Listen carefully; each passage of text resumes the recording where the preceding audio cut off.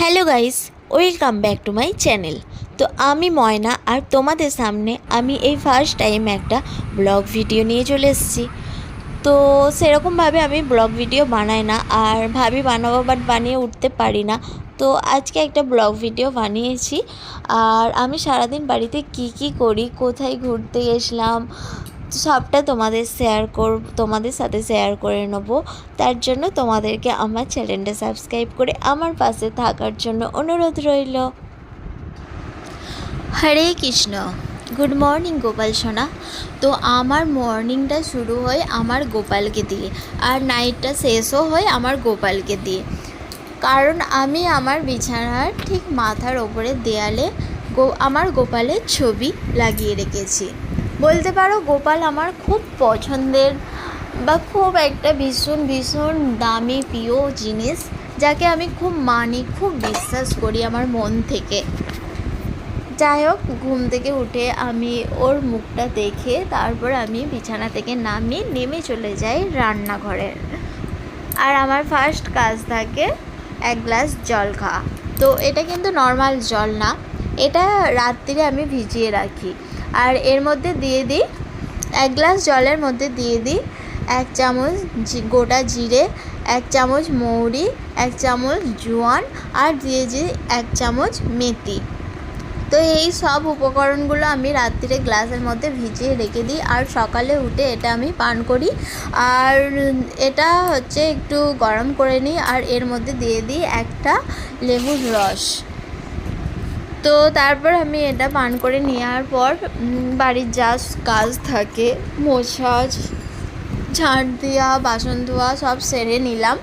সেরে নিয়ে চলে গেলাম স্নান করতে।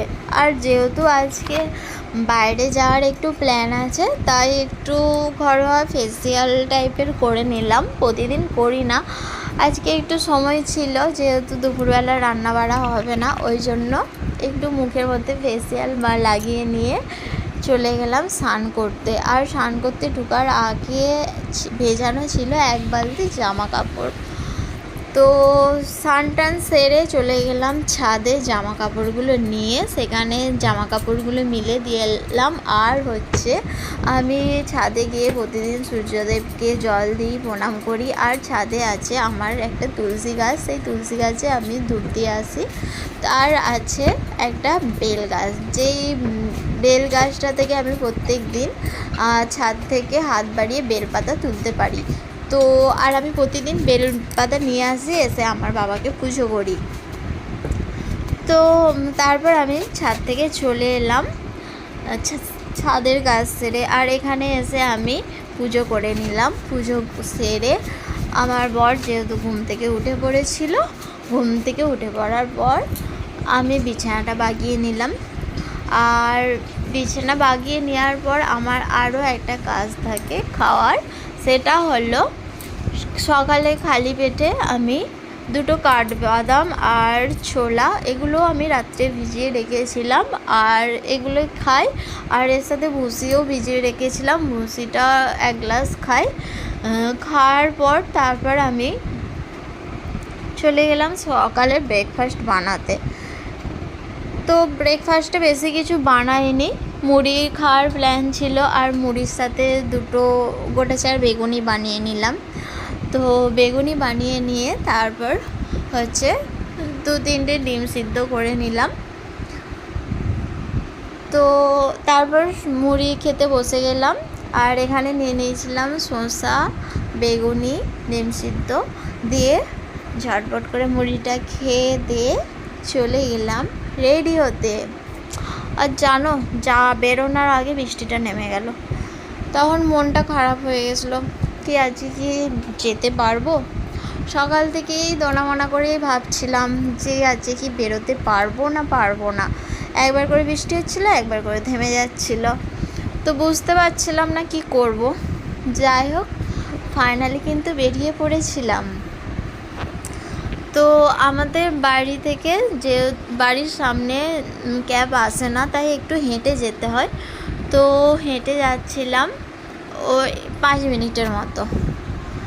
তো সেখানে ক্যাব দাঁড়িয়েছিল। তারপর উঠে পড়লাম গাড়িতে আর চলে গেলাম। কোথায় যাচ্ছি বলো তো? হ্যাঁ, কোথায় যাচ্ছি সেটা তো বলাই হয়নি তোমাদেরকে। হ্যাঁ, যাচ্ছি নিউ টাউন। মানে নিউ টাউন মানেই ইকো পার্ক। নিউ টাউনের সামনেতে, নিউ টাউন থেকে গিয়েই ইকো পার্ক আছে। তো ওখানটাকে, ইকো পার্কটা অ্যাকচুয়ালি নিউ টাউনেই পড়ছে। যাই হোক, ওখানেই যাচ্ছি। আর দেখো কত বৃষ্টি হচ্ছিল। তো আমি তো যেতে যেতে আমার বরকে বলছিলাম যে আজকে গাড়ি থেকে নেমে কি ঘুরতে পারবো, বৃষ্টিটা থামবে? তো আমাদের বাড়ি থেকে, আমরা যেখানে থাকি, আমাদের বাড়ি থেকে বাইকে আধ ঘন্টা 45 মিনিটের মতোই লাগে। তো প্ল্যান ছিল বাইকে করে যাওয়ার, কারণ কলকাতা শহরে আমার বাইকে করে ঘুরতে দারুণ লাগে।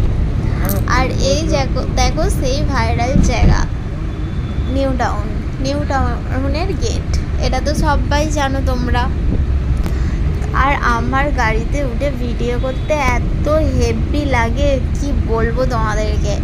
মানে যেখানেই যাই আমি সবসময় ক্যামেরাটা খুলেই বসে থাকি। আর আমার ফোনের চার্জও শেষ হয়ে যায়। আমার বর আমাকে কিন্তু খুব বকাবকি করে যে তুমি সবসময় ক্যামেরা খুলে বসে থাকো।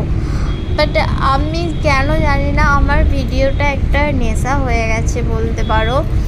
আমার খুব ভালো লাগে সবটা হয়তো শেয়ার করতে পারি না, বাট সব কিছু ভিডিও করতে আমার ভীষণ ভালো লাগে। আর এই গাড়িতে যাচ্ছিলাম, যেতে যেতে যতটুকু তোমাদেরকে ক্যামেরাবন্দি করে দেখাতে পারছি অতটাই দেখাতে পারছি, দেখো। আর হচ্ছে তারপর আমরা কিন্তু পৌঁছে গেছি, নিউ টাউন ঢুকে গেছি, কিন্তু আমরা নামছিলাম 4 নাম্বার গেটে। 4 নাম্বার গেটটা একদম লাস্টে। আর ইকো পার্ক এরিয়াটা এত বড়। আর 4 নাম্বার গেটে ঢুকেই এখানে কিন্তু টিকিট ছাড়া এন্ট্রি করে না। তো প্রথমে চলে গেলাম টিকিট আনতে। এখানে টিকিটের মূল্য ছিল 30 টাকা। আর এখানে তো দেখছো এখনও কাজ চলছে। এই 4 নাম্বার গেটটার এখনও কাজ কমপ্লিট হয়নি, এখানে এখনও সব চলছে। তো তারপরে ভেতরে চলে গেলাম। আর এর আগে আমরা নিকো পার্ক গেছিলাম, ওখানে টিকিট ছিল একজনের 500 টাকা। তো তার তুলনায় ইকো পার্কে অনেক কম টিকিট, 30 টাকা। কিন্তু এখানেও সুইমিং পুল আছে, বাচ্চাদের খেলনার জিনিসও আছে, আর বড়দেরও স্নান করার জায়গা আছে এখানে সুইমিং পুলে। কিন্তু নিকো পার্কে এত বেশি কেন টিকিট নেয় জানি না। যাই হোক, নিকো পার্কে একটা আলাদা জিনিস, ওখানে অবশ্য অনেক কিছু আছে, কিন্তু তার থেকেও ইকো পার্ক আরও অনেক অনেক বড়। হয়তো আমি তোমাদের সাথে সবটা ফোনে শেয়ার করতে পারছি না বা দেখাতে পারছি না। এই যে জায়গাটা দেখছো, এখানে যে তাজমহলটা আছে, এটা হচ্ছে আগে থেকেই ছিল, বাট এই যে জায়গাগুলো দেখছো এগুলো দেখে মনে হচ্ছে মাটির, বাট মাটির না, সব পাথরের পুরোটাই। আর হচ্ছে এগুলো রিসেন্টলি হয়েছে, আগে ছিল না। তো আর এখানে যে মাঝখানে এগুলো আছে, এর মধ্যে দোকানও ছিল, মিষ্টির দোকান ছিল, আইসক্রিমের দোকান ছিল। আর আইসক্রিম দেখলেই তো আমার খেতে ইচ্ছা যায়, বাট আইসক্রিম না বন্ধ ছিল, কারণ সেদিনটা বৃষ্টি হচ্ছিল। আর আমরা গিয়েছিলাম, আমরা যখন এখানে থাকি তখন বাজে দুপুর 2 থেকে 2:30। খুব একটা ভিড়ভাড়টাও থাকে না, একটু ফাঁকার মধ্যেই ছিল। আর এই যে মমিগুলো দেখছো, এগুলো রিসেন্টলি 2 বছরের মধ্যেই হয়েছে, বেশি দিনের নয়। আর এই হচ্ছে সেই তাজমহল। তো আমার এটা ফার্স্ট টাইম আসা, তো আমার তো খুব ভালো লাগছিল। বাট এত বড় এরিয়া ঘুরতে ঘুরতে এত টায়ার্ড হয়ে গেছিলাম, আর এনার্জি পাচ্ছিলাম না। তো একটু ঘুরছিলাম, ছবি তুলছিলাম, ভিডিও করছিলাম। বলতে পারো এই ইকো পার্কটা একটা শ্যুট করার জন্য দারুণ জায়গা। তারপরে এত খিদে পেয়ে গেল, চলে গেলাম খেতে। আর এখানে খাবারের দামগুলো এত বেশি নেয় কি বলবো তোমাদেরকে। তো বেশি কিছু খাইনি, সবজি ভাত আর চিকেন নিয়ে নিয়েছিলাম।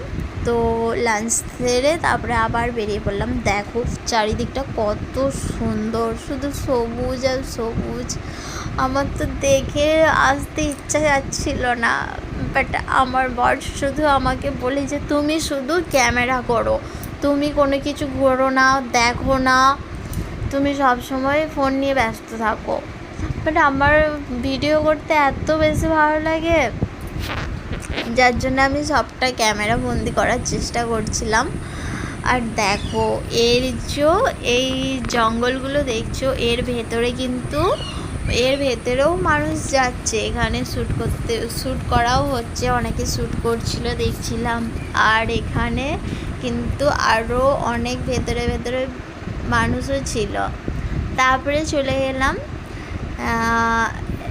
একটা লেক ছিল এখানে, এখানটার মধ্যে একটু ভিড় ছিল। তো সেদিনটা বৃষ্টি হচ্ছিলো বলে তবু অনেকটা কম ছিল। কি দারুণ লাগছে না? আমার তো দারুণ লাগছিল, কি বলবো, আর তোমাদেরকে বলার কিছু নেই। তারপর এখান থেকে বেরিয়ে চলে গেলাম রাস্তায়। এখান দিয়ে একটা রাস্তা আছে, কত সুন্দর, মানে রাস্তাটা পার হওয়ার জন্য এটা করা আছে। এ পিঠ থেকে ও পিঠটা আমি ডাইরেক্ট যাওয়া যায় না, তো একটা সিঁড়ি করা আছে, সেখান দিয়ে রাস্তাটা পার হয়ে চলে এলাম। তারপরে আর ক্যাব করিনি, বাসে করেই চলে এসেছিলাম। তারপরে বাড়ি ঢুকে গেলাম। বাড়ি ঢুকে এখানে অনেক আলা হয়ে গেছিলাম, তো আর মনে হচ্ছিল না কিছু বানাই রাত্রিরে। তো ফ্রেশ হয়ে নিলাম, ফ্রেশ হয়ে ঠাকুরকে একটু ধূপ দিলাম, দিয়ে এখানে হচ্ছে যেহেতু অনেক ঘুরেছি, পায়েও লাগছিল, আর ভাবছিলাম কিছু খাবো না, আর এখানে একটু গ্রিন টি বানিয়ে নিয়েছিলাম। তো আজকের দিনটা এইভাবেই শেষ হলো। তো ভিডিওটা কেমন লাগলো কমেন্ট করে জানিও, আর যদি ভালো লাগে তো কমেন্টে জানিও, আমি এরকম ভিডিও আবার নিয়ে আসবো। তো তোমরা ভালো থেকো, সুস্থ থেকো, আর হ্যাঁ, আমার চ্যানেলটা কিন্তু অবশ্যই সাবস্ক্রাইব